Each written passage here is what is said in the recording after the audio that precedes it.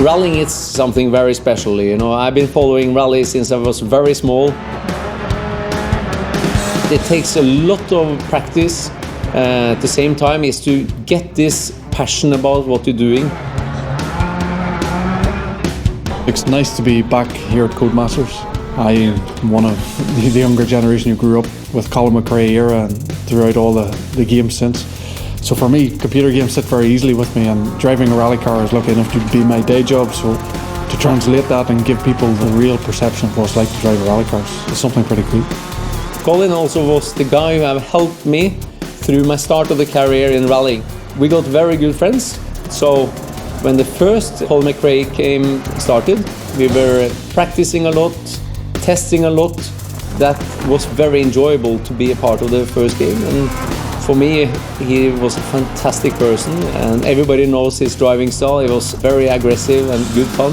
So it makes me very happy to be a part of this Dirt 4 game. Rally's always been a passion of mine. I got into video games because I wanted to work on Colin McRae Rally, and it's kind of gone full circle because I've had the opportunity to get in a car and be a co-driver and compete for real. And getting real-world racing drivers in to look at a game that you've been working on is an integral part of developing the game. Rally driving is a sport where you do 10,000 corners one time, whereas a circuit racing driver will do one corner 10,000 times. For me, in a circuit racing environment, you tend to memorise it and you tend to get used to it and you become robotic to some degree. Whereas in rallying, you have to remain completely open. Your stage actually opens the door to being able to curate tracks all the way through the career, but it means that the player can then generate tracks to their heart's content, making sure that the game is always feeling fresh, new, they're always getting challenged by new stages. It's an absolute revelation. If we're going to allow players to generate their own tracks, we want those players to be able to share them between each other, making sure that they can set challenges, send them to their friends. There's potentially millions, a near infinite amount of stages that we can create. We have ways of setting up the stage to make it more technical. So you've got more corners, or it's a much more flowing stage, so there's many more straights in it. And along with that, we have the elevation, so you've got more heights and more change in jumps and that kind of thing.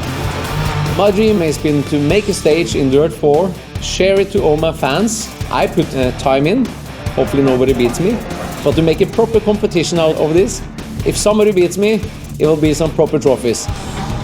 It's not about memorising the same stage and being robotic. It's about being open and challenging yourself to a different road every time. From what I've seen, the concepts of what will be in the new game, it really opens it up to a completely new dimension. And for me, it's trying to capture what rally driving is about.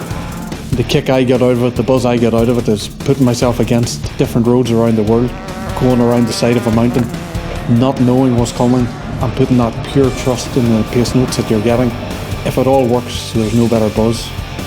For me, it's what I live for. I think all the competition, what we're doing is to try to get better, not to maybe drive all the time to learn a stage. It's all about listening to the co-driver and try to get the flow and the rhythm. It's exciting to get your teeth into something. We try and translate that into what we see in the game, and it's fantastic working with these guys here at Codemasters.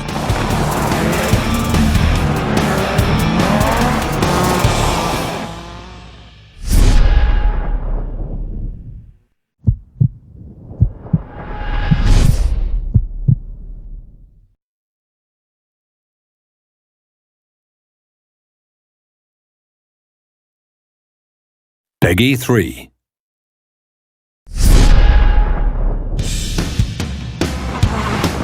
You have to forget about the fear factor. It's purely about winning or losing, and that's a real special element in rally. I don't know so much other things than driving, you know. And if you believe in yourself a lot, you know that you're jumping back in the car again, you will be fast. Fear is not something I really feel. Maybe it's more about adrenaline and the nervousness of not knowing what will happen, like in the first corner. I'm never scared when I'm actually in the fight, but you know, when you've lost the car or when you head into the wall, then you release your hands and you close your eyes. For me, the main thing is adrenaline, what I'm getting on my driving, and the risk. Every kind of sport is a risk sport. You're never afraid when you drive, but you can get some really nice adrenaline kicks sometimes, but that's what keeps us pushing very, very hard. Extreme sport looks like crazy from outside for the people not know, but if he wants to do that for many years.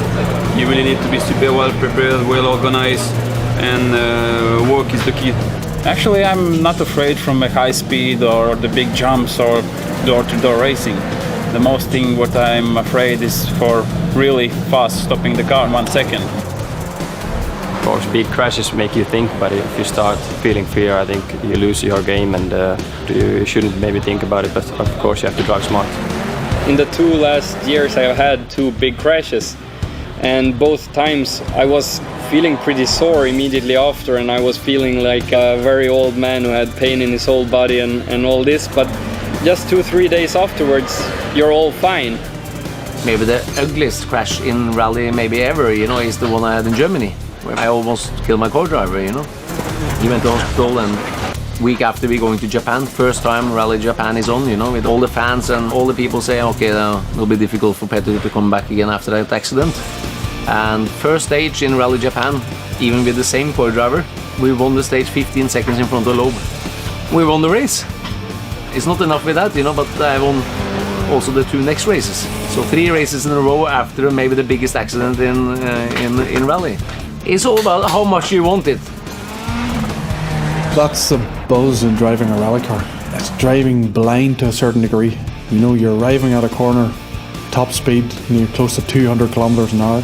Your co-driver tells you it's maybe flat out, and you have to make that instantaneous decision. It's the difference between going off the road, staying on the road, but also it's the difference between winning and losing. For me, in my head, you know, you're always thinking of trying to win. It's all going for the gap and going for the moment.